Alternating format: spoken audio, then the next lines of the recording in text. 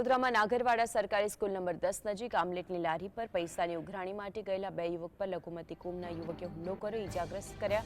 સારવાર માટે સયાજી હોસ્પિટલમાં ભાજપના પૂર્વ કોર્પોરેટર રમેશ રાજા પરમાર અને તેમના પુત્ર તપન રમેશ પરમાર સહિત સ્થાનિક યુવકો સયાજી હોસ્પિટલ ખાતે પહોંચ્યા અને આ દરમિયાન પોલીસે હુમલાખોર લઘુમતી કુમના યુવક બાબર પઠાણને જાપ્તા સાથે લઈને આવી, ત્યારે પોલીસે આજે બાબર પઠાણે ભાજપના પૂર્વ કોર્પોરેટર રમેશ રાજાના પુત્ર પર તલવારથી હુમલો કરી મોતને ઘાટ ઉતારી દીધો હતો। આ મામલે પોલીસે સીસીટીવી ફૂટેજની મદદથી વધુ તપાસ હાથ ધરી છે। તો મોહલ્લામાં બધા ટોળા થયા હતા, એટલે અમે અમારા મોહલ્લાના છોકરાઓ જેને વાગ્યું જ બે છોકરાઓને એ લોકોને દવાખાને લઈ આવ્યા સારવાર કરવા માટે। હું મારો છોકરો પણ જોવા આવ્યો હતો, પછી થોડી વાર પછી હું પણ જોવા આવી ગયો। પછી એ લોકોને કેસ પણ કાઢી આપ્યા, જેને વાગ્યું છે એ લોકોના ઇન્જેક્શન પણ આપ્યા, દવા બોટલ પણ ચાલુ કરાવી। પછી મારા છોકરો જે અત્યારે ઓફ થઈ ગયો એને પણ હું મળ્યો અને એને મળીને ઘરે ગયો કે બેટા આજે આ લોકોની સારવાર થઈ જાય એટલે તું ઘરે આવી જજે। હું ઘરે પહોંચ્યો ને 5 મિનિટ પછી જ સમાચાર આવ્યા મારી પર, મને કહેવા માટે આવ્યો કે ભાઈ તમારે તપનને તલવાર વાગી છે કે જલ્દી જાઓ કે। હું અહીં આવ્યો તો મારો બાબુ ઓફ થઈ ગયો હતો। કારેલીબાગમાં જે મહેતાપોળ વિસ્તાર છે ત્યાં ઝઘડો થયેલો હતો, જે અનુસંધાને 3 વ્યક્તિ છે વિક્રમ કરીને અને એના બીજા મિત્રોને અહીંયા એસએસજીમાં લઈને આવેલા હતા।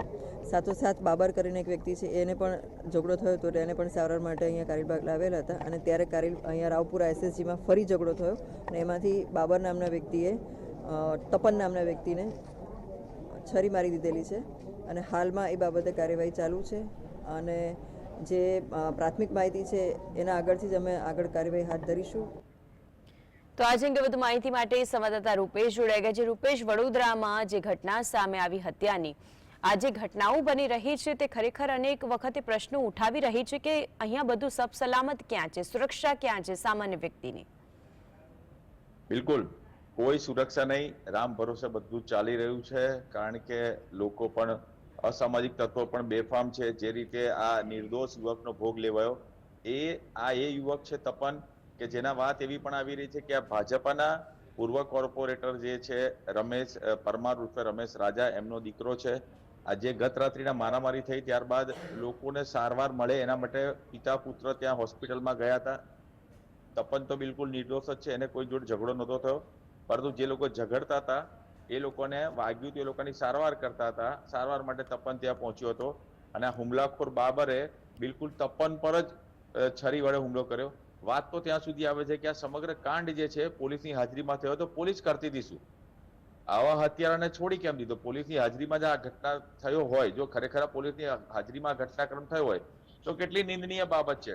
કારણ કે 3 દિવસ પહેલા જ કપુરાઈ પોલીસ સ્ટેશનની અંદર ભાડાના પૈસાના જે ડિપોઝિટની ઉઘરાણીના મામલે વિદેશી વિદ્યાર્થીએ 3 પોલીસવાળાને માર્યા હતા, વિદેશી વિદ્યાર્થીએ।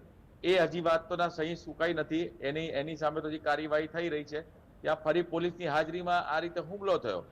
આ કેટલી ચોંકાવણીની વાત છે અને એમાં નિર્દોષ યુવકનો ભોગ લેવાઈ જાય એ દુઃખદ ઘટના હોઈ શકે છે। જી, આજે તેના પિતા છે તપનની જે આપ વાત કરી રહ્યા છો, તેના પિતાનું શું કહેવું સામે આવ્યું છે અને એક બાજુ પોલીસની શું કામગીરી આખા કેસની અંદર સામે આવી છે? જી, જે રીતે પોલીસને ઇનપુટ્સ મળ્યા હતા કે નાગરવાડા વિસ્તાર નવી ધરતી ગોલવાડમાં મારામારીનો બનાવ બન્યો છે, એમાં 2 યુવકોને ઈજા થઈ હોવાની વાત હતી, એટલે લોકોને સારવાર માટે ત્યાં આગળ સયાજી હોસ્પિટલમાં લાવવામાં આવ્યા હતા। દરમિયાન જે આ તપન છે એના પિતા સામાજિક કાર્યકર અને ભાજપના અગ્રણી છે, પૂર્વ કોર્પોરેટર છે, એટલે એમના કહેવાથી તપન પણ ત્યાં આગળ હોસ્પિટલમાં ગયો, ત્યાંથી બહાર નીકળતો હતો। તે દરમિયાન આજે તપનના પિતા પણ તપનને મળીને ગયા। ખુદ તપનના પિતા જ કહી રહ્યા છે કે એમને એમના દીકરાને કીધું પણ ખરું કે દીકરા આ લોકોની ટ્રીટમેન્ટનું કરાવી દેજે ને થઈ જાય એટલે તું નીકળી જજે ત્યાંથી। એટલે દીકરાને એમ કહીને પિતા નીકળ્યા હતા અને ત્યારબાદ આ દીકરો તો મારામારીમાં ક્યાંય સામેલ નહોતો, તો પછી તપનનો ભોગ કેવી રીતે લેવાયો સૌથી મોટી વાત છે। તપન જો નિર્દોષ જ હોય તો તપનનો કેવી રીતે ભોગ લેવાય? હુમલાખોરો તો અંદર લડતા હતા, એ લોકોની વાત તો બાજુ પર, તો નિર્દોષ વ્યક્તિ હોમાઈ ગયો એ સૌથી મોટી વાત છે। ભાજપના રાજમાં ભાજપના પૂર્વ કોર્પોરેટરનો દીકરો આ રીતે ભોગ બને એ લો એન્ડ ઓર્ડર સામે સવાલો જરૂર ઉભા થઈ રહ્યા છે। જી બિલકુલ રૂપેશ, આપ જોડાયા તે બદલ આપનો આભાર।